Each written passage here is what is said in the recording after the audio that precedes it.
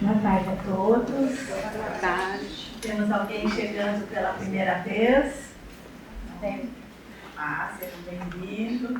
Giovanni, que fazia um certo tempo, né? Sintam-se muito acolhidos por toda a espiritualidade e sintam-se abraçados. Esperamos que seja a primeira de uma série de vezes, né?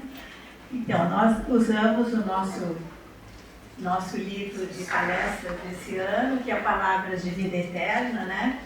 Aqui tem uma versão grandona, que é boa porque não precisa de óculos. Tudo bom? Tudo bem. E hoje nós temos então o número 19, desculpa, número 21, Compreendendo, é o título, Compreendendo. Palavra boa, né? Que a gente precisa estar sempre usando, né? E esse título Emmanuel deu, que esse livro é psicografado por Chico Xavier sob a inspiração de Emmanuel, né? Então, Emmanuel escolheu esse título para um trecho de uma das cartas de Paulo aos Coríntios.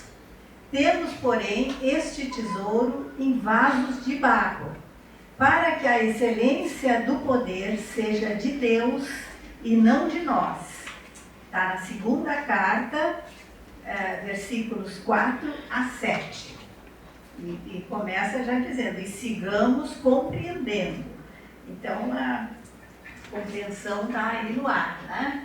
E aí nós vamos lembrando, quando a gente fala dessas cartas de Paulo, né, da sua trajetória, né, da sua missão. Ele que era um homem muito culto, muito importante, né, e tinha uma missão de andar perseguindo os cristãos, né? Isso na sua fase inicial, né?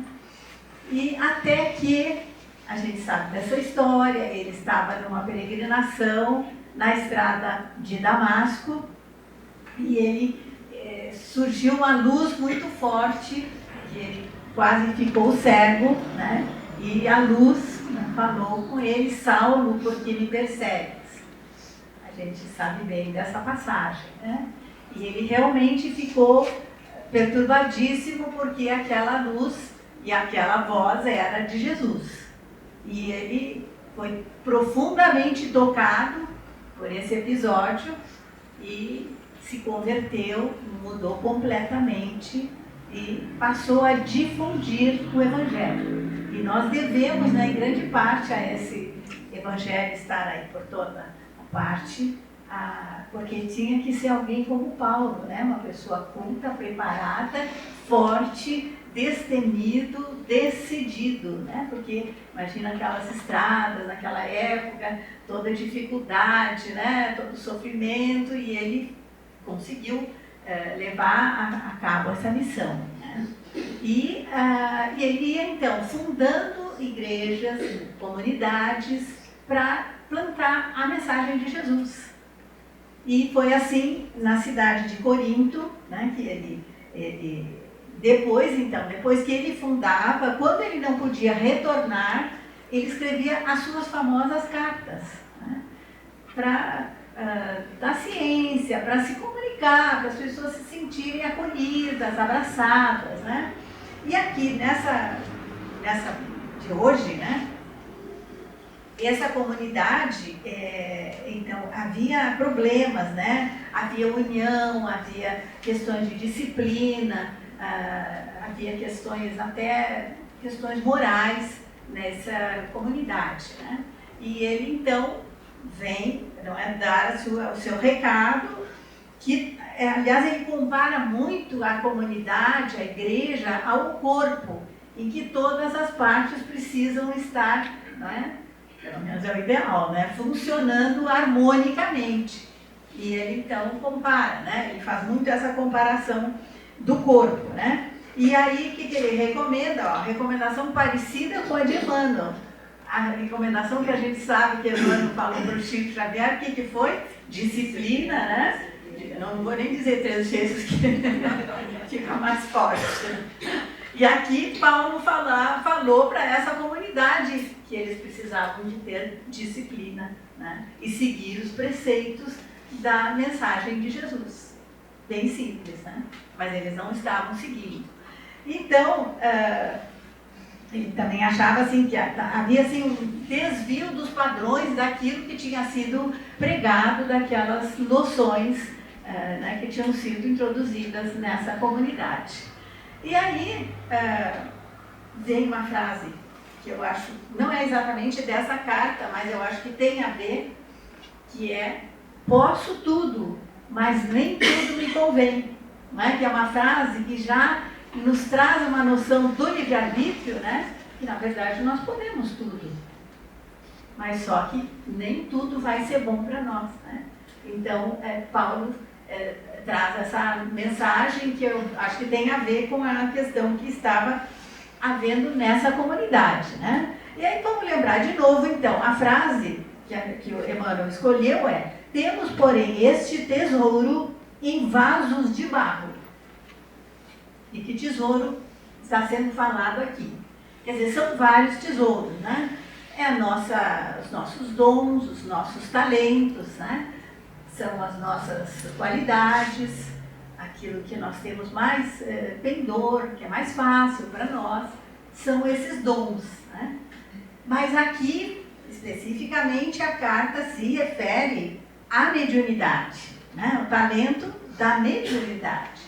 Que muitas pessoas podem dizer: eu não tenho, não vejo nada, não sinto. A gente que pensa, porque nós estamos sempre sob a influência da espiritualidade. Está sempre havendo essa comunicação. Lógico que algumas pessoas têm mais, e depois conseguem desenvolver mais, outras menos, né? Mas essa mediunidade, quando fala mediunidade, as pessoas já pensam uma psicografia, uma mensagem, mas ela envolve todo o trabalho, todas as atividades que nós exercemos na vida, não só no centro espírita, a gente está sempre sendo influenciado, não é? Pela espiritualidade. Aí também vem outra questão de livre-arbítrio.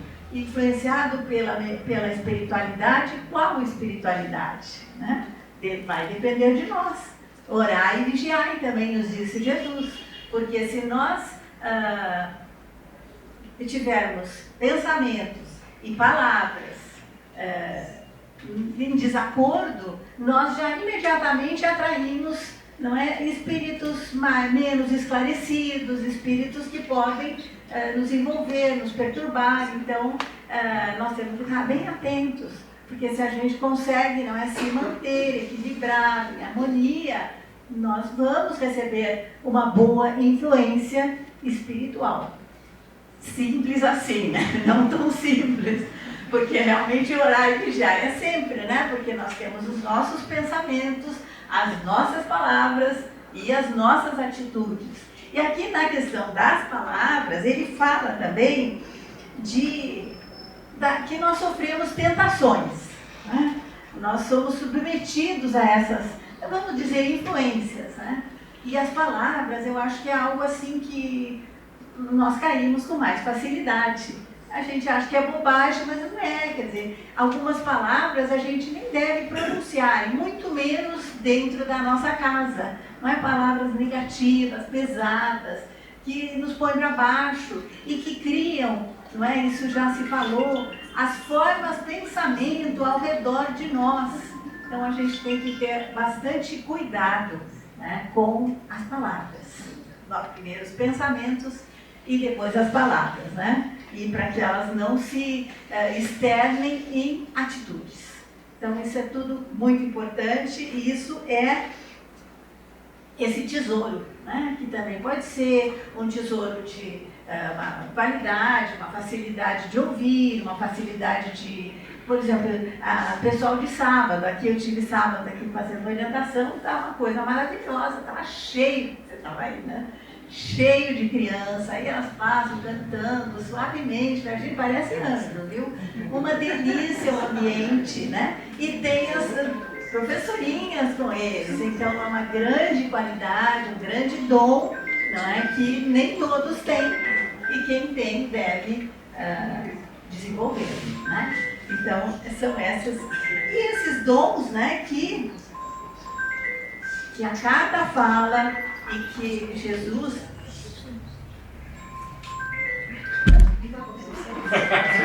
Tudo bem, acontece. Na tecnologia, ela não está conseguindo desligar, não. Desliga o telefone.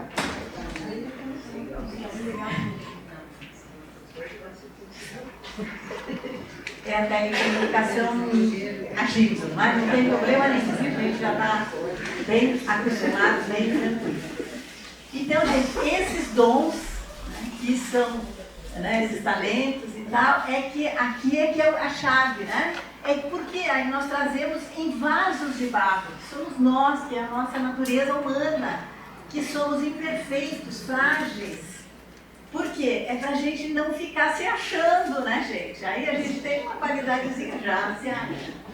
Então, o que ele diz, recado? Em vasos de barro. Cuida bem, porque ela pode sumir essa qualidade, ela pode enfraquecer.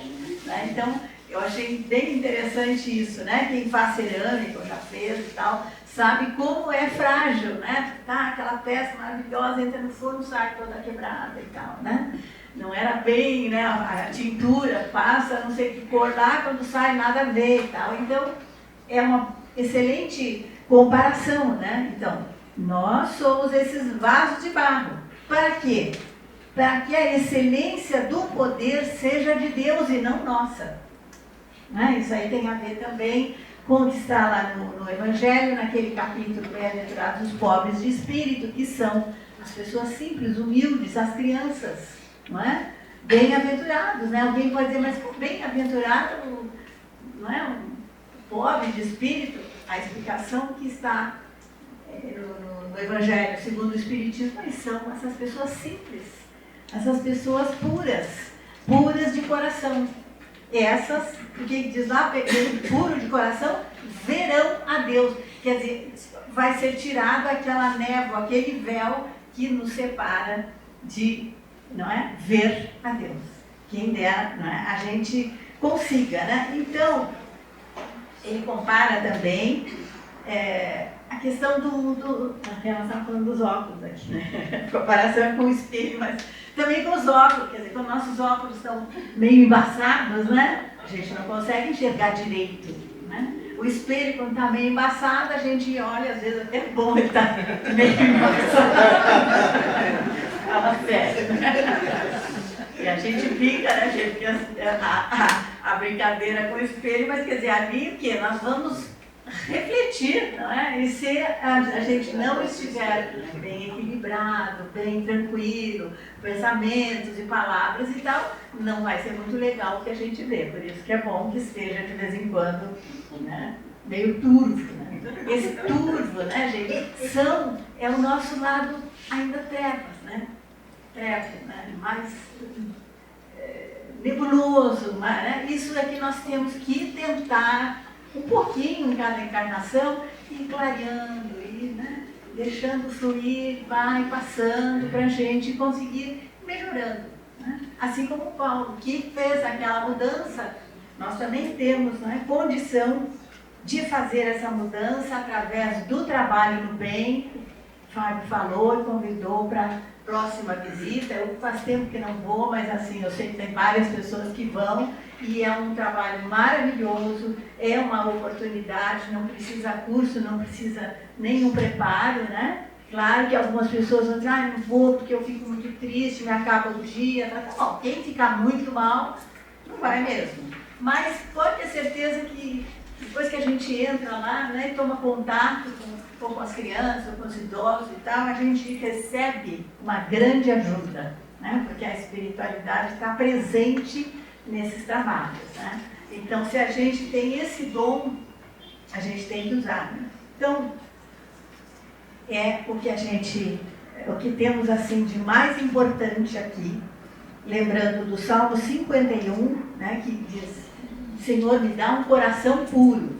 E também que esse tema, ele está em 3 lições aqui, para a gente ver que é bem importante. Ele está nessa de hoje, 21, ele está na 43, que aí já tem o título Na Mediunidade, e ele está na 88, que vai dizer Vasos de Barro é o título, Vasos de Barro. Então a gente vai vendo assim, aqui ele começou compreendendo, vamos compreendendo, porque a coisa vai, né? Depois ele vai na mediunidade e aí ele vai falar finalmente sobre os vasos de barro, né? E essa última, que é a 88, ela tem um final muito lindo, que é o que nós vamos usar aqui para finalizar. Então ele diz aqui, ó, em meio de todas as fraquezas e vicissitudes que nos rodeiam a alma, estejamos convictos, como o apóstolo Paulo, de que possuímos o conhecimento da verdade e a flama do amor, como quem transporta um tesouro em vasos de barro, para que a excelência da virtude resplandeça por luz de Deus e não nossa. Muito obrigada.